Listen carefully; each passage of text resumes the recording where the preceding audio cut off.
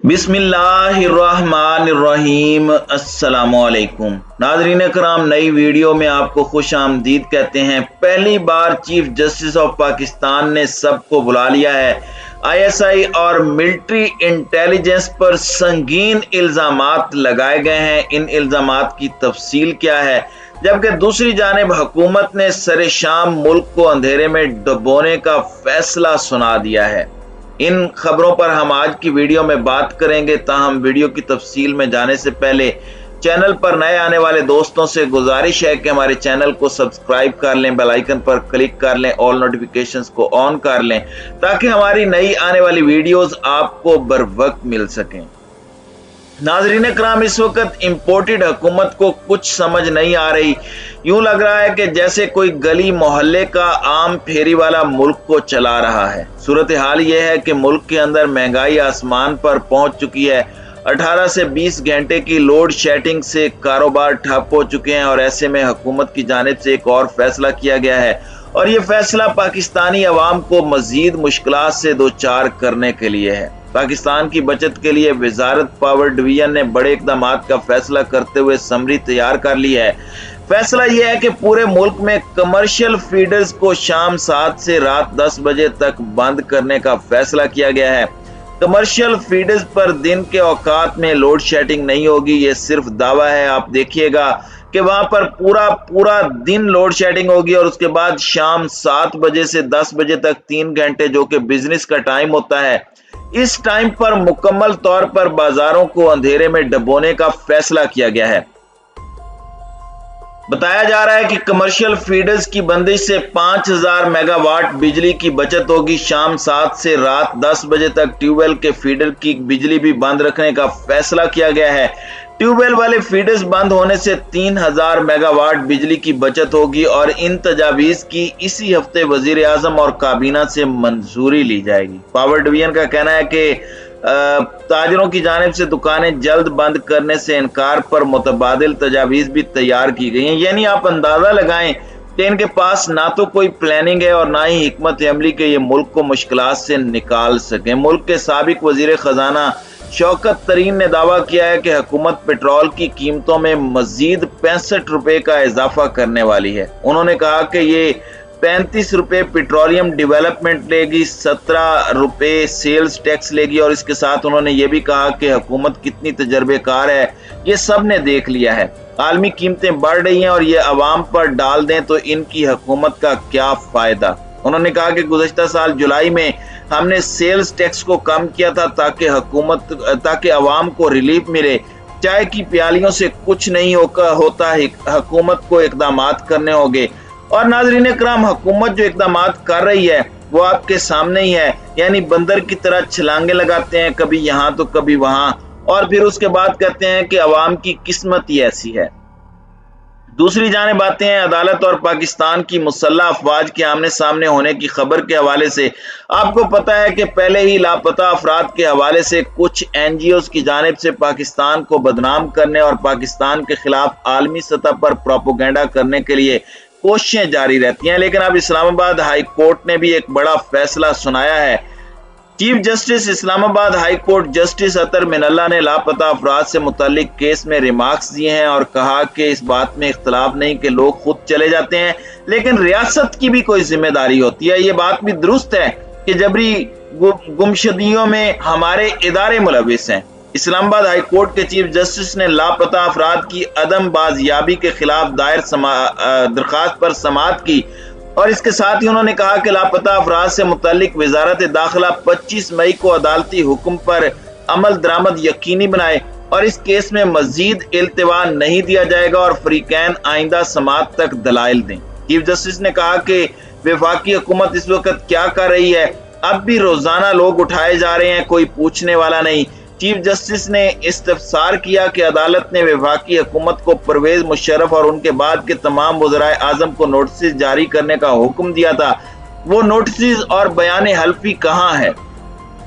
Chief justice ने कहा कि अदालत ने हुक्म दिया था लेकिन अदालत के हुक्म पर अमल दरामद नहीं होता तो मौजूदा और साबिक वज़ीरे दाखिला को पेश किया जाए। उन्होंने इस्तफसार किया कि वज़राए दाखिला कहाँ हैं, क्या ये अदालत के हुक्म पर अमल दरामद हो रहा है।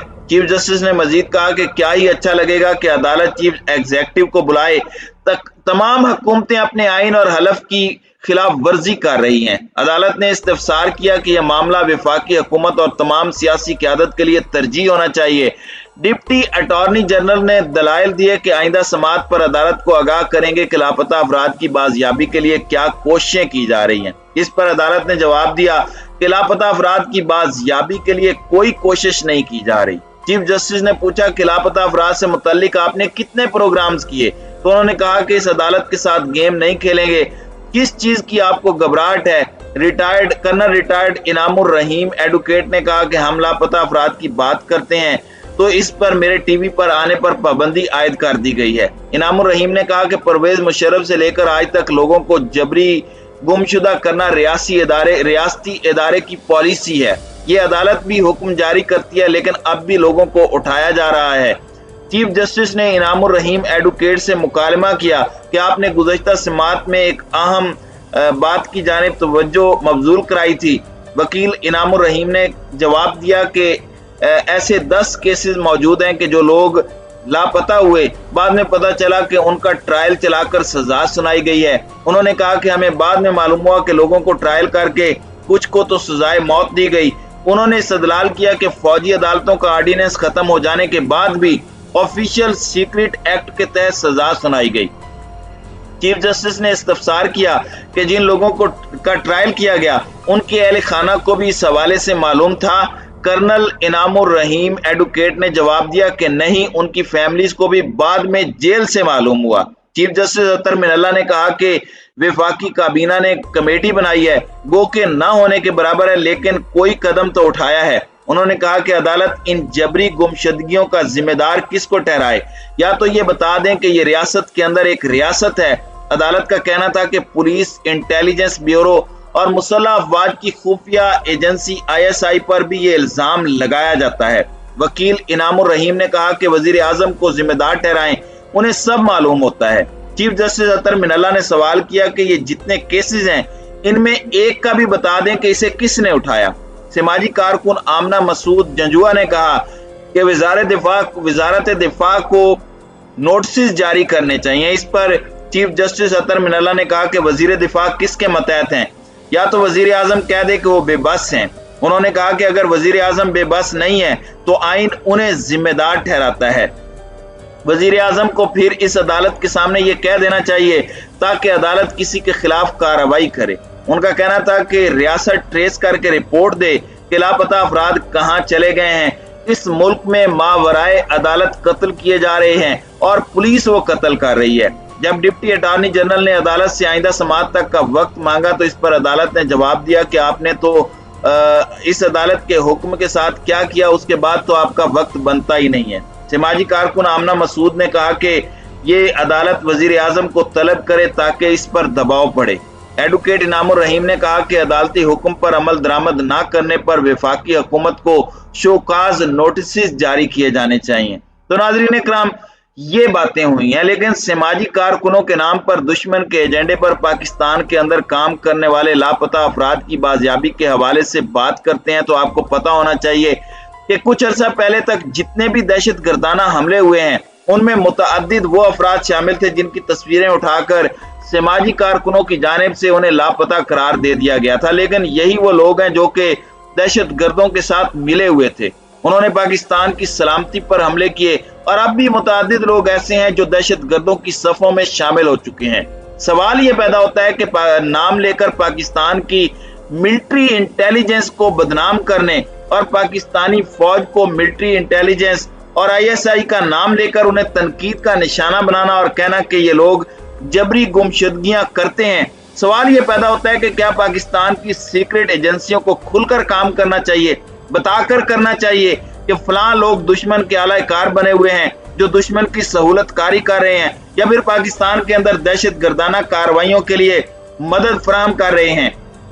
पाकिस्तान की अदलिया को इस तरह के केसेस में मोहतात रवैया अपनाना चाहिए। जिस तरह पाकिस्तान के तहफ़्फ़ुज़ के अमीन इदारों को मौरद इल्ज़ाम ठहराकर पाकिस्तान के अंदर बेचैनी पैदा करने और अवाम में बदएतमादी पैदा करने की कोशिश की जा रही है, ये पाकिस्तान को दुरुस्त सिमत की बजाय गलत सिमत की जानिब ले जाएगी। जो कि पाकिस्तान के लिए बहुत ज्यादा खतरनाक चीज है।